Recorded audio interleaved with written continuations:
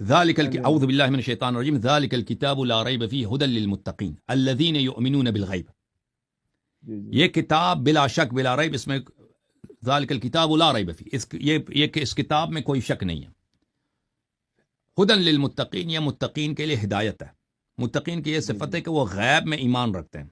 یہ چیزیں جو آپ نے بیان کیا نا، خدا پہ ایمان، ملائکہ، جنت، نار، یہود و نصارہ کا بھی تو اس میں ایمان ہے.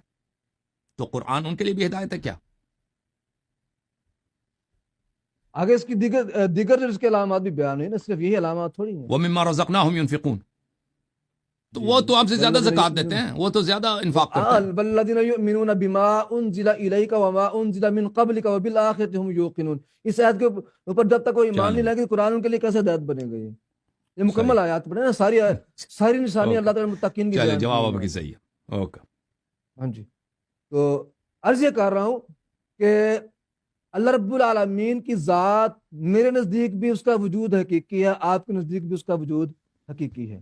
آگے چلیں، میں یہ کہتا ہوں کہ اللہ رب العالمین کا جو وجود ہے، اس کی پہچان اللہ رب العالمین سے بڑھ کر کوئی بھی ہمیں نہیں کروا سکتا. اس کے نبی کریم